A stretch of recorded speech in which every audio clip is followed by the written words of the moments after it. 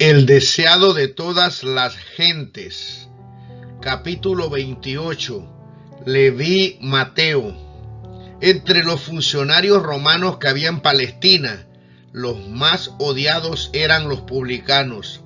El hecho de que las contribuciones eran impuestas por una potencia extraña era motivo de continua irritación para los judíos, pues les recordaba que su independencia había desaparecido y los cobradores de impuestos no eran simplemente instrumentos de la opresión romana, cometiendo extorsiones por su propia cuenta, se enriquecían a expensas del pueblo. Un judío que aceptaba este cargo de mano de los romanos era considerado como traidor a la honra de su nación. Se le despreciaba como apóstata, se le clasificaba con los más viles de la sociedad. A esta clase pertenecía Leví Mateo, quien después de los 4 discípulos de Genezaret fue el siguiente en ser llamado al servicio de Cristo. Los fariseos habían juzgado a Mateo según su empleo, pero Jesús vio en este hombre un corazón dispuesto a recibir la verdad. Mateo había escuchado la enseñanza del Salvador. En la medida en que el convincente Espíritu de Dios le revelaba su pecaminosidad, anhelaba pedir ayuda a Cristo, pero estaba acostumbrado al carácter exclusivo de los rabinos y no había creído que este gran maestro se fijaría en él. Sentado en su garita de peaje un día, el publicano vio a Jesús que se acercaba. Grande fue su asombro al oírle decir: sígueme. Mateo, dejadas todas las cosas, levantándose le siguió. No vaciló ni dudó, ni recordó el negocio lucrativo que iba a cambiar por la pobreza y las penurias. Le bastaba estar con Jesús, poder escuchar sus palabras y unirse con él en su obra. Así había sido con los discípulos antes llamados. Cuando Jesús invitó a Pedro y a sus compañeros a seguirle, dejaron inmediatamente sus barcos y sus redes. Algunos de estos discípulos tenían deudos que dependían de ellos para su sostén, pero cuando recibieron la invitación del Salvador, no vacilaron ni preguntaron: ¿cómo viviré y sostendré mi familia? Fueron obedientes al llamamiento, y cuando más tarde Jesús les preguntó: ¿cuándo os envié sin bolsa y sin alforja y sin zapatos, os faltó algo? Pudieron responder: nada. A Mateo en su riqueza y a Andrés y Pedro en su pobreza llegó la misma prueba, y cada uno hizo la misma consagración. En el momento del éxito, cuando las redes estaban llenas de peces y eran más fuertes los impulsos de la vida antigua, Jesús pidió a los discípulos a orillas del mar que lo dejasen todo para dedicarse a la obra del Evangelio. Así también es probada cada alma para ver si el deseo de los bienes temporales prima sobre el de la comunión con Cristo. Los buenos principios son siempre exigentes. Nadie puede tener éxito en el servicio de Dios a menos que todo su corazón esté en la obra y tenga todas las cosas por pérdida frente a la excelencia del conocimiento de Cristo. Nadie que haga reserva alguna puede ser discípulo de Cristo, y mucho menos puede ser su colaborador. Cuando los hombres aprecien la gran salvación, se verá en su vida el sacrificio propio que se vio en la de Cristo. Se regocijan en seguirle a donde quiera que los guíe. El llamamiento de Mateo al discipulado excitó gran indignación. Que un maestro religioso eligiese a un publicano como uno de sus acompañantes inmediatos era una ofensa contra las costumbres religiosas, sociales y nacionales. Apelando a los prejuicios de la gente, los fariseos esperaban volver contra Jesús la corriente del sentimiento popular. Se creó un extenso interés entre los publicanos. Su corazón fue atraído hacia el divino Maestro. En el gozo de su nuevo discipulado, Mateo anhelaba llevar a Jesús, sus antiguos asociados. Por consiguiente, dio un banquete en su casa y convocó a sus parientes y amigos. No solo fueron incluidos los publicanos, sino también muchos otros de reputación dudosa, proscritos por sus vecinos más escrupulosos. El agasajo fue dado en honor a Jesús, y él no vaciló en aceptar la cortesía. Bien sabía que ésta ofendería al partido farisaico y le comprometería a los ojos del pueblo, pero ninguna cuestión de política podía influir en sus acciones. Para él no tenía peso las distinciones externas. Lo que atraía su corazón era un alma sedienta del agua de vida. Jesús se sentó como huésped honrado en la mesa de los publicanos, demostrando por su simpatía y amabilidad social que reconocía la dignidad de la humanidad, y los hombres anhelaban hacerse dignos de su confianza. Sobre sus corazones sedientos caían sus palabras con poder bendecido y vivificador, despertando nuevos impulsos y presentando la posibilidad de una nueva vida a estos parias de la sociedad.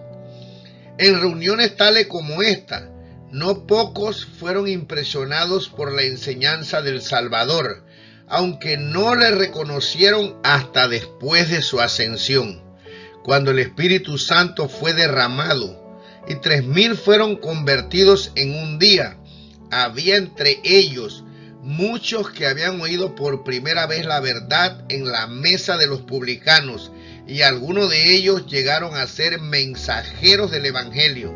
Para Mateo mismo, el ejemplo de Jesús en el banquete fue una constante lección. El publicano despreciado vino a ser uno de los evangelistas más consagrados, y en su propio ministerio siguió muy de cerca las pisadas del Maestro. Cuando los rabinos supieron de la presencia de Jesús en la fiesta de Mateo, aprovecharon la oportunidad para acusarle, pero decidieron obrar por medio de los discípulos.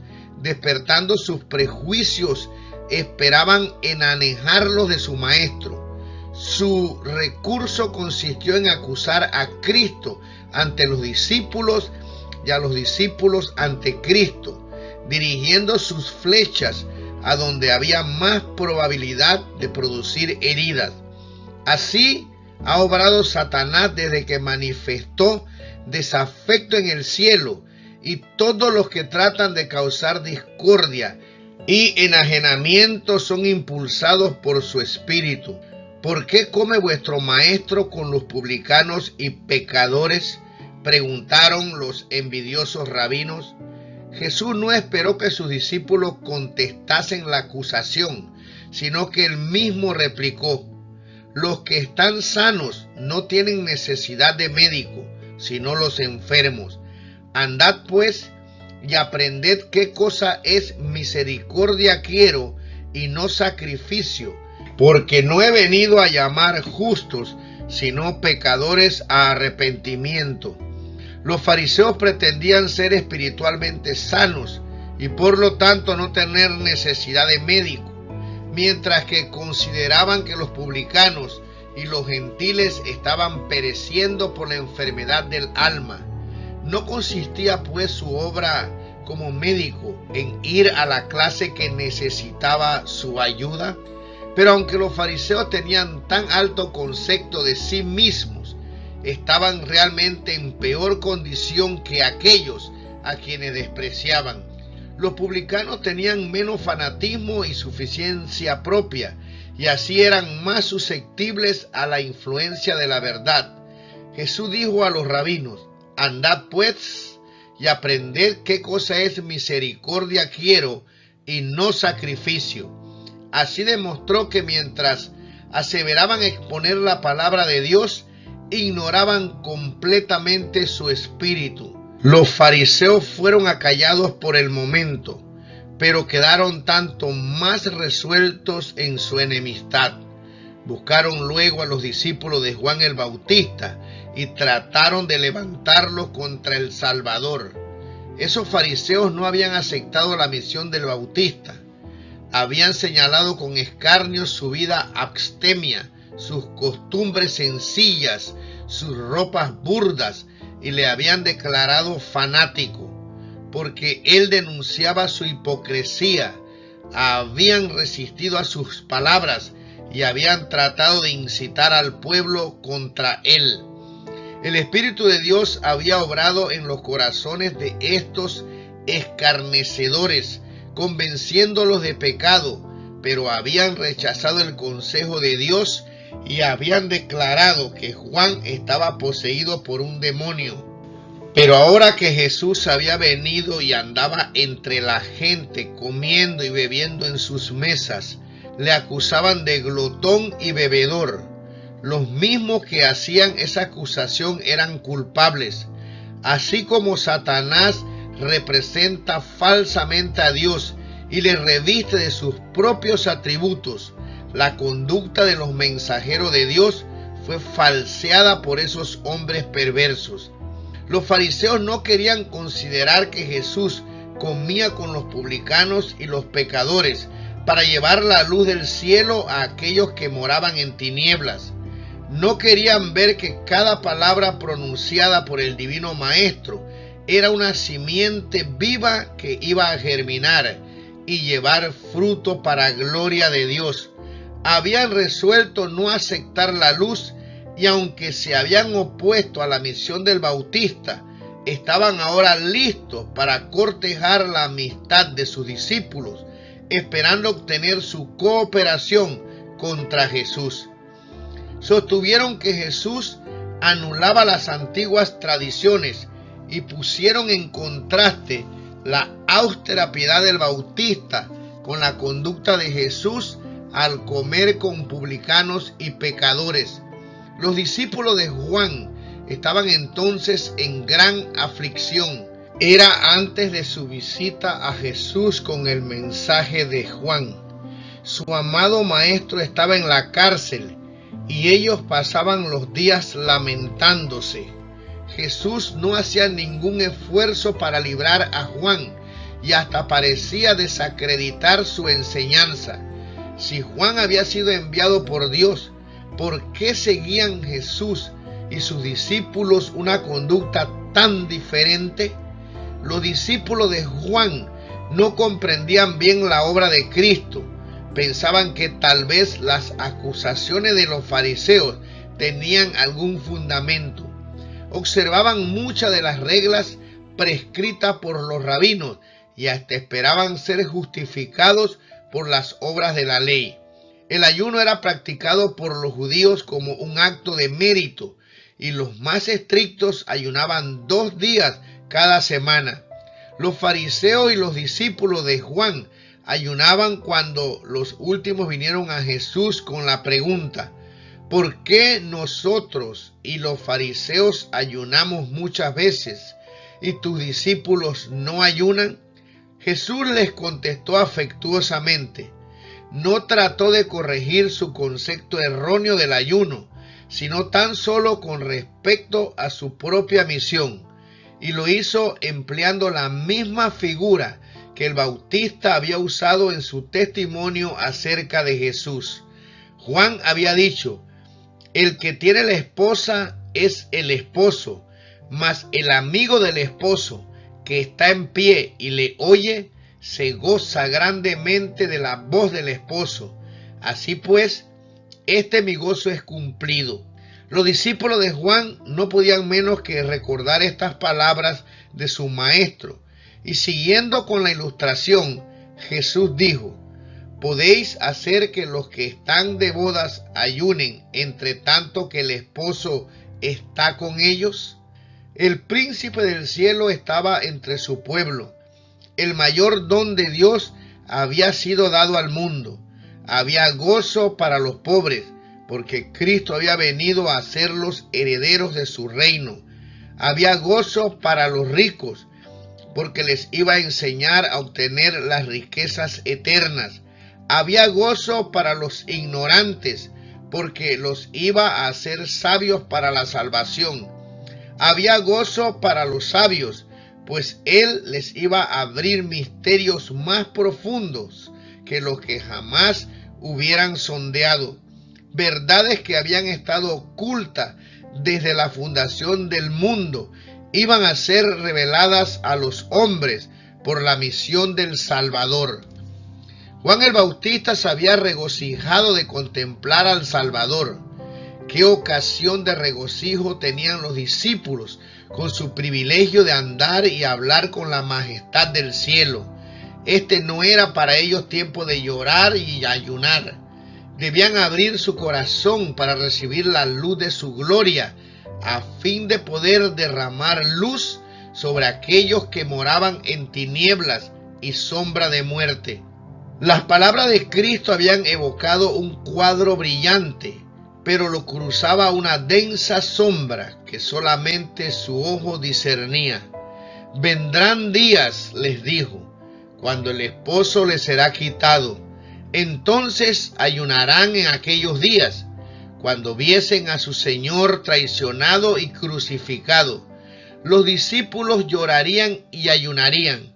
En las últimas palabras que les dirigiera en el aposento alto dijo: un poquito y no me veréis, y otra vez un poquito y me veréis. De cierto os digo, que vosotros lloraréis y lamentaréis, y el mundo se alegrará. Empero, aunque vosotros estaréis tristes, vuestra tristeza se tornará en gozo. Cuando saliese de la tumba, su tristeza se trocaría en gozo. Después de su ascensión, iba a estar ausente en persona, pero por medio del Consolador estaría todavía con ellos, y no debían pasar su tiempo en lamentaciones. Esto era lo que Satanás quería. Deseaba que diesen al mundo la impresión de que habían sido engañados y chasqueados, pero por la fe habían de mirar al santuario celestial, donde Jesús ministraba por ellos. Debían abrir su corazón al Espíritu Santo, su representante, y regocijarse en la luz de su presencia. Sin embargo, iban a venir días de tentación y prueba, cuando serían puestos en conflicto con los gobernantes de este mundo y los dirigentes del reino de las tinieblas, cuando Cristo no estuviera personalmente con ellos y no alcanzaran a discernir el Consolador. Entonces sería más apropiado para ellos ayunar. Los fariseos trataban de exaltarse por su rigurosa observancia de las formas, mientras que su corazón estaba lleno de envidia y disensión. He aquí, dice la Escritura, que para contiendas y debates ayunáis, y para herir con el puño inicuamente. No ayunéis como hoy, para que vuestra voz sea oída en lo alto. ¿Es tal el ayuno que yo escogí? Que de día aflija el hombre su alma, que encorve su cabeza como junco, y haga cama de saco y de ceniza. ¿Llamaréis esto ayuno y día agradable a Jehová? El verdadero ayuno no es una sencilla práctica ritual. La Escritura describe así el ayuno que Dios ha escogido: desatar las ligaduras de impiedad, deshacer los haces de opresión, y dejar ir a los quebrantados, y que rompáis todo yugo, que derramares tu alma al hambriento, y saciares el alma afligida. En estas palabras se presenta el espíritu y el carácter de toda la obra de Cristo. Toda su vida fue un sacrificio de sí mismo por la salvación del mundo. Ora ayunase en el desierto de la tentación. Ora comiese con los publicanos en el banquete de Mateo. Estaba dando su vida para la redención de los perdidos. El verdadero espíritu de devoción no se manifiesta en ociosos lamentos, ni en la mera humillación corporal y los múltiples sacrificios, sino en la entrega del yo a un servicio voluntario a Dios y al hombre. Continuando su respuesta a los discípulos de Juan, Jesús pronunció una parábola diciendo: nadie mete remiendo de paño nuevo en vestido viejo, de otra manera el nuevo rompe, y al viejo no conviene remiendo nuevo. El mensaje de Juan el Bautista no había de entretejerse con la tradición y la superstición. Una tentativa de fusionar la hipocresía de los fariseos con la devoción de Juan no lograría sino hacer más evidente el abismo que había entre ellos. Ni tampoco podían unirse los principios de la enseñanza de Cristo con la forma del farisaísmo. Cristo no había de cerrar la brecha hecha por las enseñanzas de Juan. Él iba a hacer aún más definida la separación entre lo antiguo y lo nuevo. Jesús ilustró aún más este hecho diciendo: nadie echa vino nuevo en cueros viejos, de otra manera el vino nuevo romperá los cueros y el vino se derramará y los cueros se perderán. Los odres que se usaban como recipientes para el vino nuevo, después de un tiempo se secaban y volvían quebradizos y ya no podían servir con el mismo fin. En esta ilustración familiar, Jesús presentó la condición de los dirigentes judíos. Sacerdotes, escribas y gobernantes estaban sumidos en una rutina de ceremonias y tradiciones. Sus corazones se habían contraído como los odres resecados a los cuales se los había comparado. Mientras permanecían satisfechos con una religión legal, les era imposible ser depositarios de la verdad viva del cielo. Pensaban que para todo bastaba su propia justicia y no deseaban que entrase un nuevo elemento en su religión. No aceptaban la buena voluntad de Dios para con los hombres como algo separado de ellos. La relacionaban con el mérito propio de sus buenas obras. La fe que obra por amor y purifica el alma no hallaba dónde unirse con la religión de los fariseos, compuesta de ceremonias y de órdenes humanas. El esfuerzo de aunar las enseñanzas de Jesús con la religión establecida sería vano. La verdad vital de Dios, como el vino en fermentación, reventaría los viejos y decadentes odres de la tradición farisaica. Los fariseos se creían demasiado sabios para necesitar instrucción, demasiado justos para necesitar salvación, demasiado altamente honrados para necesitar la honra que proviene de Cristo. El Salvador se apartó de ellos para hallar a otros que quisieran recibir el mensaje del cielo. En los pescadores sin instrucción, en los publicanos de la plaza, en la mujer de Samaria, en el vulgo que lo oía gustosamente, halló sus nuevos odres para el nuevo vino. Los instrumentos que han de ser usados en la obra del Evangelio son las almas que reciben gustosamente la luz que Dios les manda. Son sus agentes para impartir el conocimiento de la verdad al mundo. Si por medio de la gracia de Cristo los suyos quieren llegar a ser nuevos odres, los llenará con nuevo vino.